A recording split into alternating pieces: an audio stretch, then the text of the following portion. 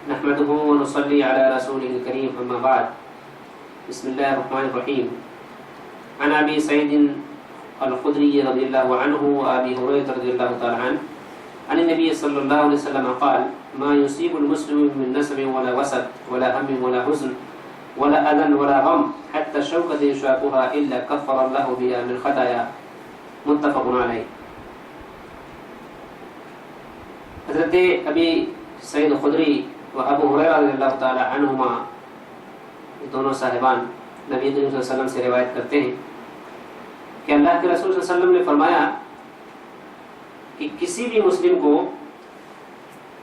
کوئی بھی تکلیف، کوئی بھی غم، کوئی بھی فکر، کوئی بھی پریشانی، یہاں تک کہ اگر کوئی اس کو کانٹا بھی چبھتا ہے پھر بھی اللہ رب العالمین اس کے ذریعے سے اس کے گناہوں کو مٹا دیتے ہیں. حاضرین، یہ بخاری مسلم کی روایت ہے جس کے راوی حضرت ابو سعید خدری رضی اللہ تعالیٰ عنہ اور حضرت ابو ہریرہ رضی اللہ تعالیٰ عنہ ہیں. امام بخاری نے اس روایت کو کتاب المرضع باب ما جاء فی فی کفارۃ المرضع اور امام مسلم نے کتاب البر باب ثواب المؤمن فیما یصیبہ من مرض او حزن او نحوہ کے تحت ذکر کیا ہے. روایت بہت ہی واضح ہے اور اس کے اندر جو ثواب اور جو فائدہ بتایا گیا ہے وہ منحصر ہے اس بات پر کہ اگر مسلمان کو، ایک مومن کو کوئی تکلیف پہنچتی ہے تو اس تکلیف میں وہ جزا فضا کا اظہار نہیں کرتا ہے. کچھ ایسے الفاظ جو اللہ کی شان کے لائق نہیں ہیں وہ استعمال نہیں کرتا ہے، یا اس طرح سے نہ ہو ماتم نہیں کرتا ہے، وہ تقدیر کا رونا نہیں روتا ہے وہ، بلکہ اللہ کے فیصلے پر راضی ہوتا ہے وہ.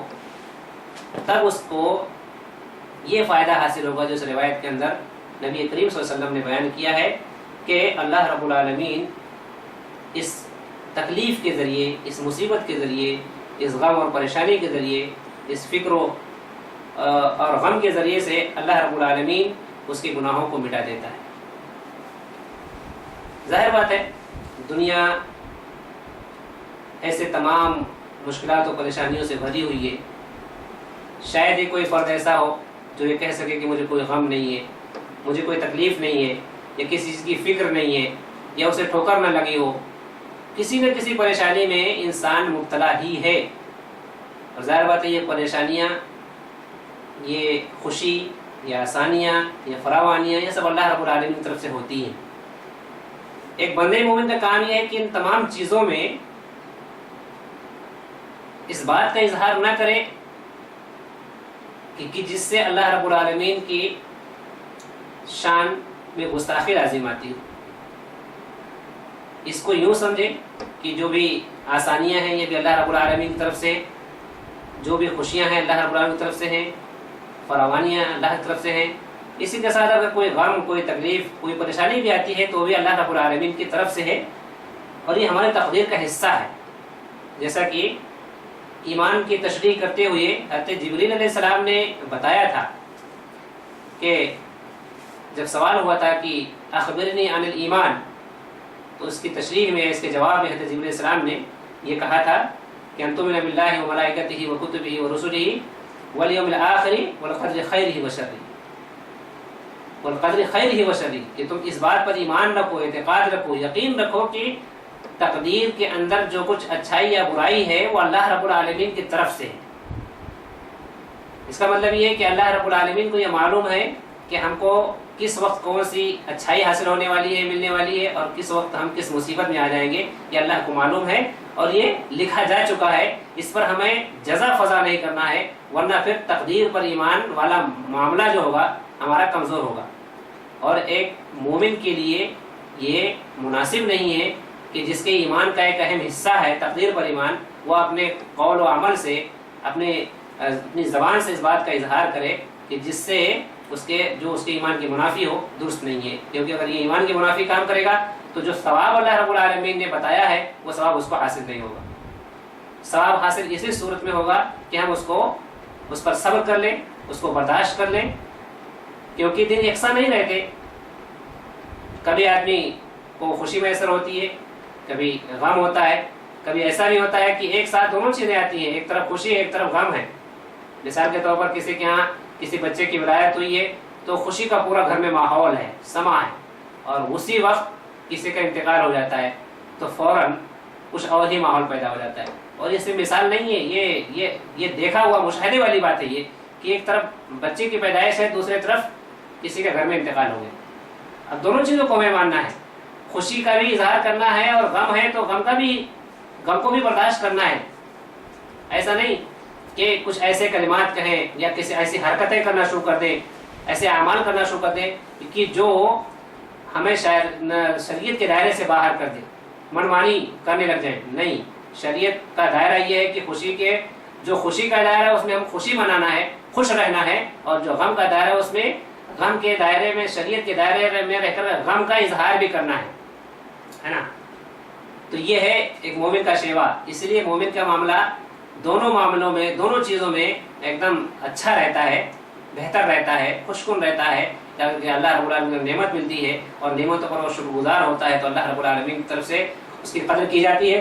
اسی طرح سے اگر اس کو کوئی پریشانی لاحق ہوتی ہے اور اس پریشانی میں اگر وہ صبر کر لیتا ہے تو اس طرف سے بھی اللہ رب العالمین کی وہ قدر کا مستحق ہوتا ہے. تو جو حدیث پاک کے اندر جو بات بتائی گئی کہ ہم اگر کوئی کانٹا بھی چبھے، کوئی پریشانی آئے، کوئی غم آئے تو اس پر ہمیں صبر کرنا چاہیے، یہ سمجھتے ہوئے کہ اللہ رب العالمین کا فیصلہ ہمارے لیے یہی ہے اور ہم اس فیصلے پر راضی ہیں. رضینا قسمت الجبار فینا، ہم اللہ کے فیصلے پر راضی ہیں، ہمیں کوئی جزا فضا نہیں کرنا ہے. اگر آج ہمارے لیے یہ حالت اللہ نے پیدا کیے ہیں تو کل اس کو وہی دور کرنے والا ہے اور کوئی نہیں ہے کہ جو اس تکلیف کو ہٹا سکے، ہے نا. اللہ تعالیٰ نے قرآن مجید کے اندر بھی اس کی بڑی صاف وضاحت کی ہے. امن یجیب المضطر اذا دعاہ ویکشف السوء، سوء یعنی پریشانی کو کون دور کرتا ہے؟ مضطر کی فریاد کون سن سکتا ہے؟ اللہ رب العالمین ہی سنتا ہے. پریشان حال کی پریشانی، اس کی فریاد اللہ رب العالمین ہی سنتا ہے اور اس کی پریشانی کو اللہ ہی دور کر سکتا ہے. تو غم و پریشانی اللہ کی طرف سے آیا ہے تو اللہ سے ہی فریاد کرنا چاہیے کہ تو ہی اس کو دور کرنے والا ہے. اپنی طرف سے کوئی ایسا معاملہ کرنا کہ ہم خود اس پریشانی کو دور کرنے کی کوشش کریں تو پتہ یہ چلے کہ دور کرنے کی بجائے مزید اور پریشانی میں گر گئے، ہے نا.